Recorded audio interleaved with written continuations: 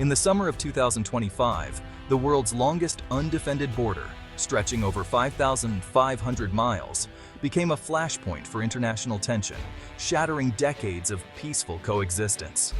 Canada, in a stunning and unprecedented move, blocked the main land route to Alaska, not with soldiers or tanks, but with a calculated economic strategy that caught many by surprise.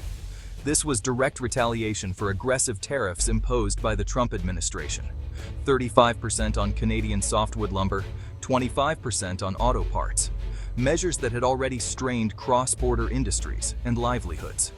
The Alaska Highway, once a proud symbol of unity and cooperation, suddenly became a choke point, exposing just how much America's northernmost state depended on its neighbor for survival.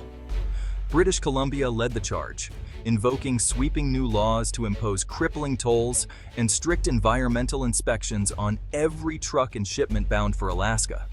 Truckers faced tolls exceeding $10,000 per crossing, with many forced to wait for hours or even days as paperwork and inspections piled up. The flow of goods slowed to a trickle, threatening Alaska's fragile supply chain and leaving store shelves empty in remote towns. Washington called it economic aggression. Ottawa stood firm, defending Canadian sovereignty and the right to respond to what it saw as unfair trade practices. Communities on both sides, long used to a friendly, open border, suddenly found themselves on the front lines of a rapidly escalating trade war. The crisis was no longer just about tariffs. It was about power, sovereignty, and the uncertain future of North American cooperation. The unthinkable had happened. The peaceful border was now a hard barrier, catching a global superpower off guard and leaving travelers stranded. The world watched in disbelief as two of its closest allies entered a dangerous new era of confrontation, with ripple effects felt far beyond North America. The stakes were immense, threatening to unravel a century of partnership, shared prosperity, and mutual trust built over generations. The Alaska Highway, once a vital lifeline, was now a lever in a high-stakes geopolitical game, its closure sending shockwaves through both nations. The question now loomed large: who would blink first, and what would the cost be for the continent's future? The Alaska Highway was born in 1942, a joint US-Canada effort to defend Alaska during World War II. Over decades, it evolved from a military artery to a vital commercial link, connecting Alaska to the rest of the continent. Thousands of trucks, tourists, and goods crossed each year, blurring the border into a symbol of trust. Bilateral agreements ensured smooth transit, built on the assumption of perpetual goodwill. The idea of Canada restricting access was once unthinkable, a blind spot in US strategy. By targeting the highway, Canada sent a powerful message: the old rules no longer applied. The weaponization of this shared asset marked a turning point in the relationship. The crisis began when the Trump administration imposed sweeping tariffs on Canadian lumber, sending shockwaves through the industry on both sides of the border. Soon after, tariffs on auto parts followed. Ottawa's initial protests were ignored. The US insisted the tariffs were non-negotiable, leaving Canadian officials frustrated and searching for options. Canada needed leverage. Retaliatory tariffs alone wouldn't work, as the US market was simply too large and influential. British Columbia, hit hardest by the lumber tariffs, proposed a bold strategy, using the Alaska Highway as a pressure point to get Washington's attention. The province passed a law enabling heavy tolls and strict inspections on all commercial traffic to Alaska, effectively tightening control over a vital supply route. The federal government quietly backed the move, providing legal and diplomatic cover while avoiding open confrontation with the US. Within weeks, the new regime was in place, sending a clear message: Canada would not be bullied and was willing to defend its interests. The Alaska Highway quickly became the battleground for a new kind of economic warfare, with both sides watching closely. The US was forced to confront a vulnerability it had never considered before, as supply chains to Alaska slowed and tensions rose. The trade dispute had ignited a continental firestorm, drawing in politicians, businesses, and ordinary citizens across North America. The balance of power was shifting, and the outcome would reshape the future of cross-border relations. The Alaska Highway is Alaska's economic lifeline, a vital artery that keeps the state connected to the rest of the continent and the world.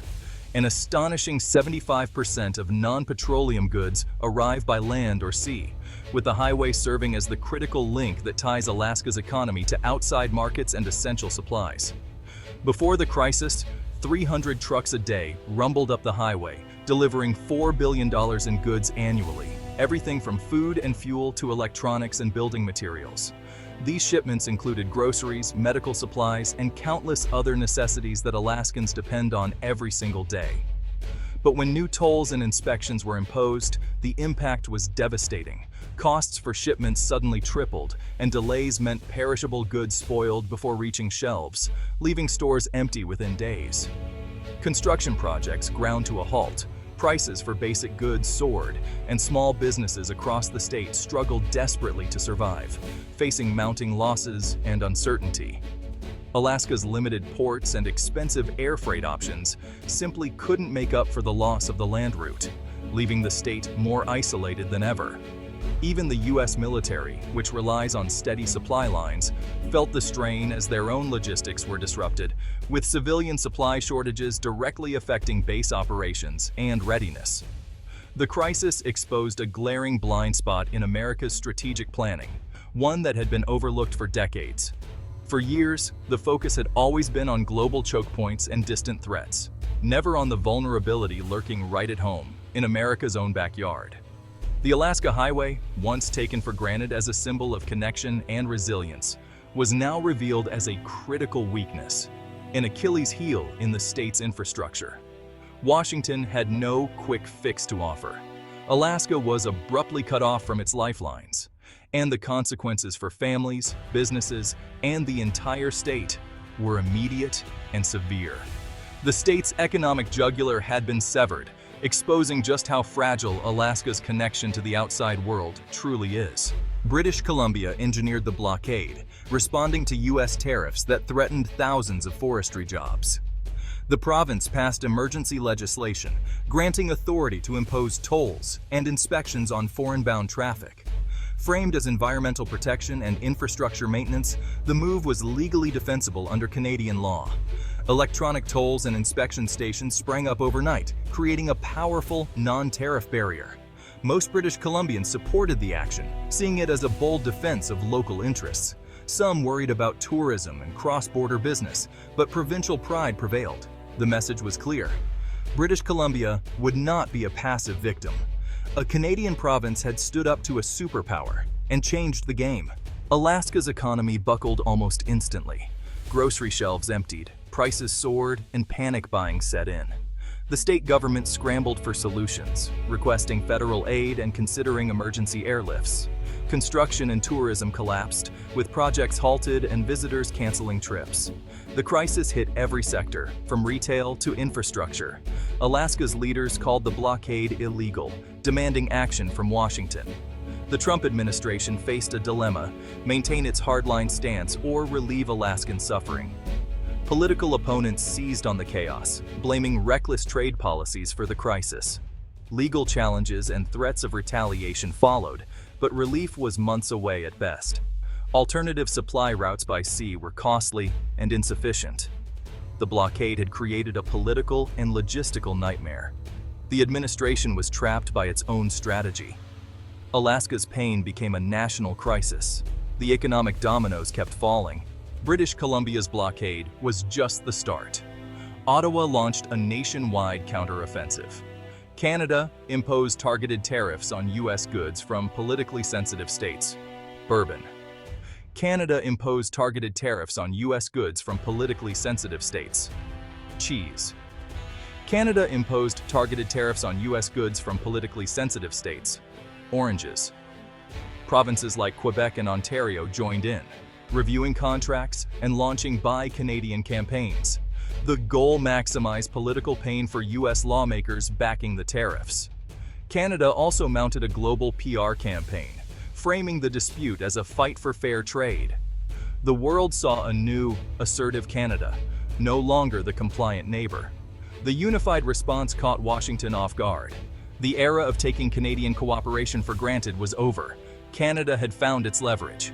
The crisis exposed deeper issues: sovereignty, environmental protection, and indigenous rights. For Canada, controlling its territory was non-negotiable. British Columbia's move was an assertion of that principle. Environmental laws justified the inspections, reflecting real concerns about pollution and ecosystem damage. The dispute highlighted the growing gap between Canadian and U.S. environmental policies. Indigenous nations along the highway asserted their rights, demanding consent for any decisions affecting their lands. The crisis forced both countries to confront uncomfortable truths about land, power, and justice. The partnership's smooth functioning depended on respecting these realities. The fissures revealed would not heal easily. The Alaska Highway crisis revealed the fragility of trust between the U.S. and Canada. Decades of cooperation unraveled in weeks, as unwritten rules gave way to hardball tactics. Businesses and citizens learned the risks of over-reliance on cross-border trade. Border communities suffered most, their daily lives upended by distant political decisions. Yet, human connections endured, even as governments clashed. The crisis forced a reckoning. Alliances are not unbreakable. Canada learned to defend its interests with new resolve.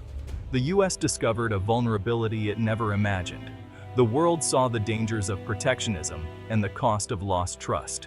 The question remains, can the partnership recover, or has the 49th parallel become a line of division?